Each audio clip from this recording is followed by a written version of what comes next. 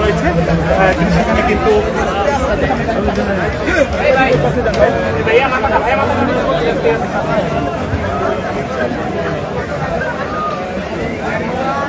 Mobile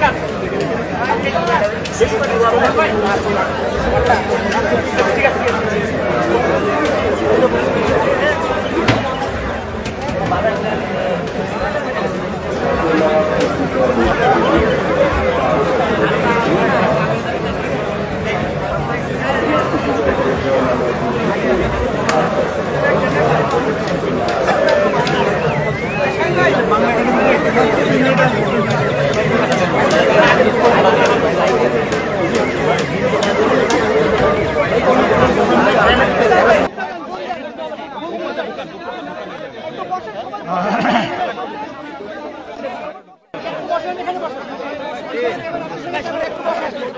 সবাই আসসালামু আলাইকুম ওয়া বারাকাতুহু।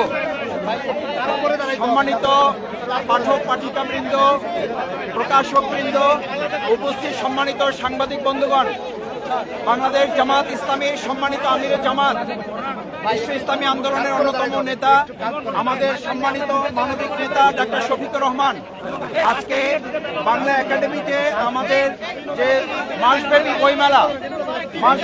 বইমেলা চলছে, সেই বইমেলা তিনি দেখার জন্য এসছেন, খোঁজখবর নেওয়ার জন্য এসছেন, বই ক্রয় করার জন্য এসেছেন এবং বই কিনতে উদ্বুদ্ধ করার জন্য এসেছেন।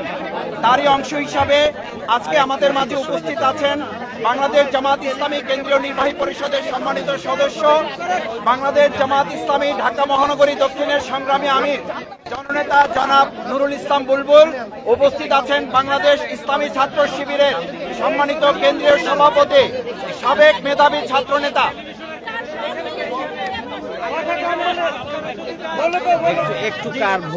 সম্মানিত সাবেক ছাত্রনেতা, আমাদের সম্মানিত মেধাবী ছাত্রনেতা জনাব জাহিদুল ইসলাম সহ বাংলাদেশ জামাত ইসলামী ঢাকা মহানগরী দক্ষিণের সংগ্রামী নেতৃবৃন্দ, ঢাকা বিশ্ববিদ্যালয়ের সাবেক মেধাবী ছাত্রনেতা সাইদুল কাইয়ুম, উপস্থিত বাংলাদেশ ইসলামী ছাত্র শিবির ঢাকা বিশ্ববিদ্যালয়ের মেধাবী ছাত্রনেতার সভাপতি এস.এম. ফরহাদ সহ বাংলাদেশ জামাত ইসলামী এবং ইসলামী ছাত্র শিবিরের সম্মানিত নেতৃবৃন্দ এখানে উপস্থিত আছেন।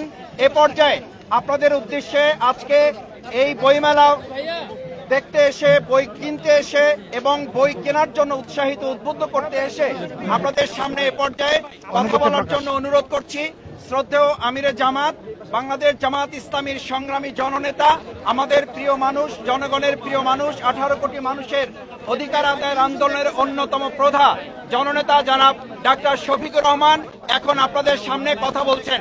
শ্রদ্ধেয় আমিরে জামাতকে কথা বলার জন্য অনুরোধ করছি।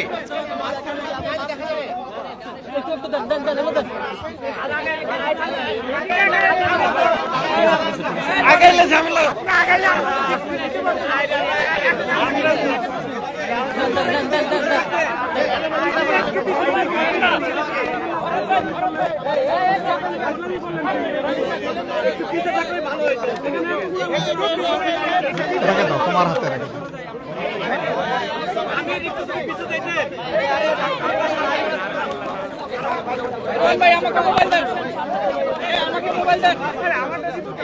আমি একটু সহযোগিতা চাই, আপনাদের একটু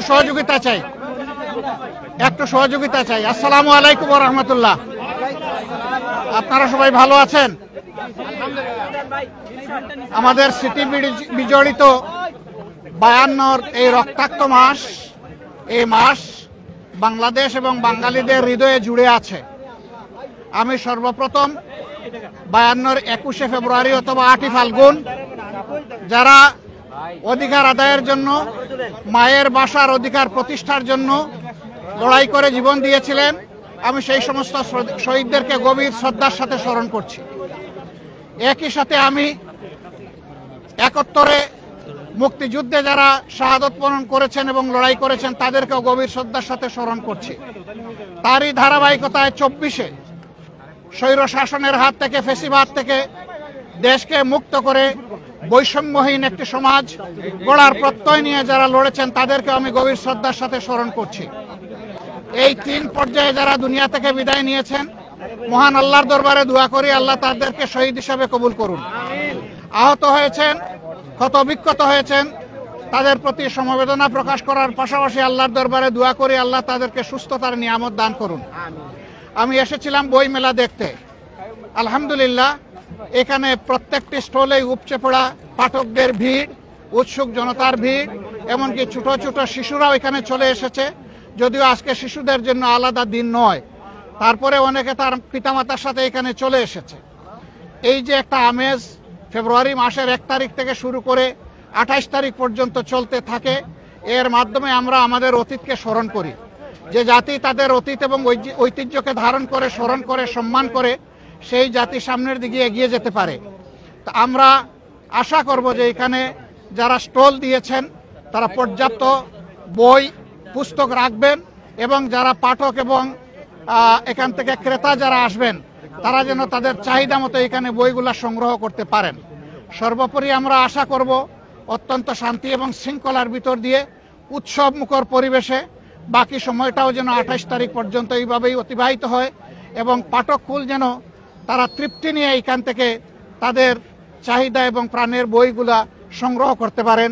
মিডিয়ার যে বন্ধুরা এসেছেন আপনাদেরকে অসংখ্য ধন্যবাদ। আমরা আশা করছি মাস জুড়ে আপনারা একই দায়িত্ব সুন্দরভাবে পালন করবেন এবং জাতির মধ্যে বই কিনা, বই পড়ার আগ্রহ আপনারাও জাগিয়ে তুলবেন। সবাইকে অসংখ্য ধন্যবাদ। আল্লাহ হাফিজ। বাংলাদেশ জিন্দাবাদ। আসসালামু আলাইকুম ওয়া রাহমাতুল্লাহ।